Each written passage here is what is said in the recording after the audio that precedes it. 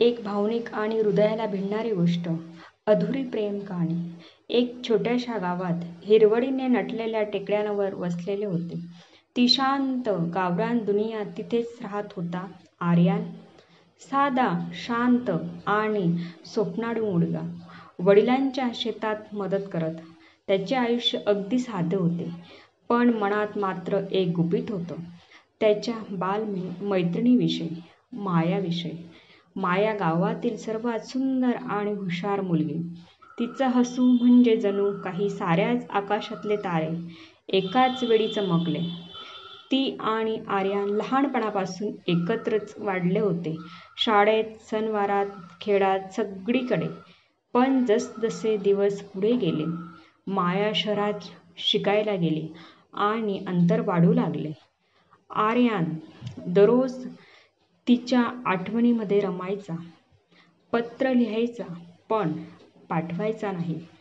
कारण त्याला वाटायचं, ती आता वेगळ्या दुनियेत आहे. तिच्यासाठी मी कोण? एक दिवस अचानक माया गावात परतली. तिच्या डोळ्यात एक वेगळीच चमक होती. पण तिच्या चेहऱ्यावर ओळखीची शांतता नव्हती. काहीतरी हरवलं होतं. ते काय होतं? माया परत आली तरी तीच माया राहिली होती का? त्या क्षणी माया डोळ्यातून वाहणाऱ्या अश्रूंना थांबवू शकत नव्हती.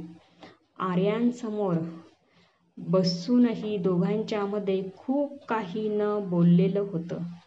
काही भावना शब्दांमध्ये सांगता येत नाहीत आणि हेच त्या दोघांचं सत्य होतं. आर्यन, माया हळूच म्हणाली, मी शहरात खूप काही मिळवलं, पण जे हरवलं ते केवळ तुझं निःशब्द प्रेम होतं. तू कधीच बोललास नाहीस, पण मी दरवेळेस तुझ्या नजरेत सगळं वाचलं होतं. आर्यन थोडा हसला.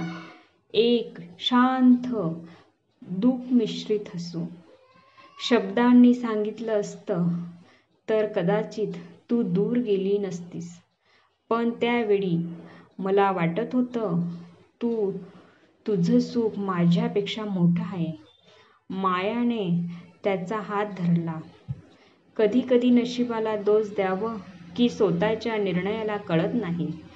तेवढ्यात तिच्या फोनवर कॉल आला. ती थोडा वेळ बघत राहिली. आर्यनच्या नजरेसमोर तिच्या डोळ्यात द्विधा स्पष्ट होती. शेवटी ती उठली. माझं लग्न होणार आहे, पण माझं मन इथेच राहिलं, तुझ्या आठवणीत. आर्यनने शांतपणे मान हलवली.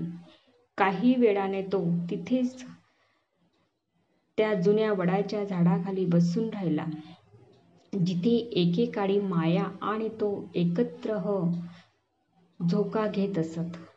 त्याच वेळी पूर्ण झालं नव्हतं, पण ते अधुरं असूनही पूर्ण जाणवत होतं. कारण ते खरं होतं. त्या भेटीनंतर महिन्यांनी वेळ उलटून गेला. माया परत शहरात गेली. तिचं लग्न झालं. आर्यन पुन्हा आपल्या गावी, आपल्या शांत शेतीच्या जगात हरवला.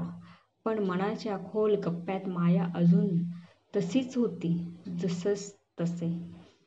एक दिवस पावसाने थैमान घातलेले आर्यन आपल्या झोपडीत गावाकडे बघत बसला होता.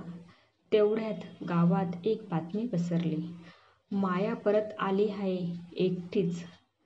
त्याच्या काळजाचा ठोका क्षणभर थांबला.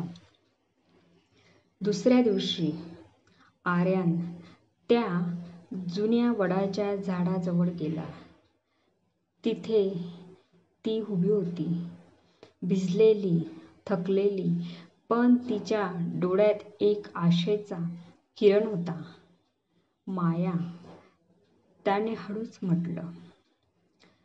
ती त्याच्याकडे बघून फक्त एवढंच म्हणाली, लग्न झालं पण टिकलं नाही आर्यन. कारण ते नातं मनापासून नव्हतं आणि जे खरं होतं ते मी मागे ठेवून गेले. आर्यन शांत राहिला. त्याच्या डोळ्यात पाणी आलं. पण त्याने नजरेतून ती भावना तिच्यापर्यंत पोचवली. माया पुढे आली. त्याच्या हातात हात घेत म्हणाली, यावेळी मला काही हरवायचं नाही. तुझं प्रेम अधुरं राहिलं पण माझं स्वीकार आता पूर्ण करतो आहे. पावसाच्या थेंबासोबत त्या दोघांची नजर जणू पुन्हा भेटली. यावेळी कुठलाही वेगळेपणा, भीती किंवा समाजाची बंधन नव्हती. मायाच्या परत येण्याने जरी आर्यनच्या आयुष्यात एक नवा श्वास आला होता तरी नशिबाला अजून काही वेगळंच मान्य होतं. त्या दोघांनी पुन्हा नव्याने सुरुवात केली. गावातलं साधं आयुष्य, शेतातले दिवस, सायंकाळचे हे गप्पांचे क्षण, सगळं काही सुंदर होतं. पण काही आठवणी अजून मायाच्या मनात खोलवर जखम बनून दडलेल्या होत्या. एक संध्याकाळ आर्यनने तिला विचारलं, माया, तुला खरंच काही त्रास होत नाही ना? तुझ्या मागच्या आयुष्याचं ओझं अजूनही कुठे आहे असं वाटतंय? ती काहीच बोलली नाही. शांतपणे उठली आणि त्या वडाच्या झाडाजवळ गेली. आर्यन तिच्या मागे गेला. माझं लग्न जरी मोडलं असलं तरी त्यातून मी एकट्यानेच बाहेर पडले नाही आर्यन. माझ्यासोबत एक छोटीशी जबाबदारी होती, माझं मूल. आर्यन क्षणभर थक्क झाला. काही क्षण दोघं शांत. मी सांगायचं धाडस केलं नाही कारण मला भीती वाटली. तू ही साथ सोडशील का? आर्यनच्या डोळ्यात पाणी आलं.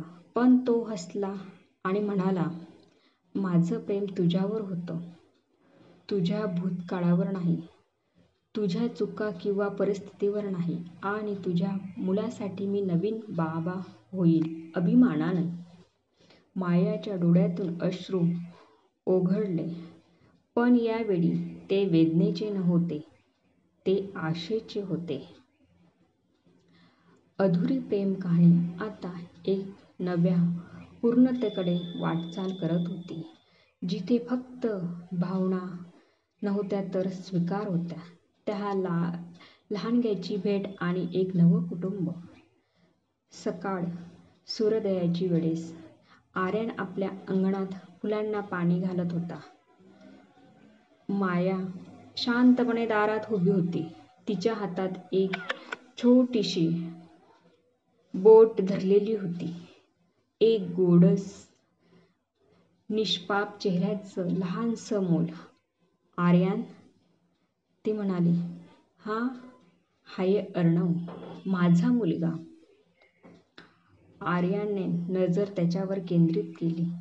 ते छोटेसे डोळे त्याच्याकडे एकटक पाहत होते, जणू काही त्याला आधीपासूनच ओळखत होते. एक क्षण आणि अर्णव हसला. त्या निरागस हास्याने आर्यनचं मन जिंकलं. तो हळूच अर्णवसमोर बसला आणि त्याचं लहानसं हात धरून म्हणाला, हाय छोट्या, मी आर्यन. पण तू मला हवं तर बाबा म्हणू शकतोस. माया काही बोलू शकली नाही. तिच्या डोळ्यात केवळ पाणी होतं. पण त्या अश्रूमध्ये यावेळेस केवळ दुःख नव्हतं तर एक नव्या जीवनाची गंध होती. हळूहळू अर्णव आर्यनशी जवळीक करू लागला. त्याच्या सोबत शेतात धावत, गावातल्या मळ्यात खेळत आणि रात्री झोपताना आर्यांकडून तो गोष्ट ऐकत. या सर्व गोष्टीत तो हरवून गेला. माया आणि आर्यन दोघांनी मिळून अर्णवसाठी एक अशी दुनिया उभी केली जिथे भूतकाळाचा भार नव्हता. फक्त प्रेम, विश्वास आणि एकमेकांची साथ होती.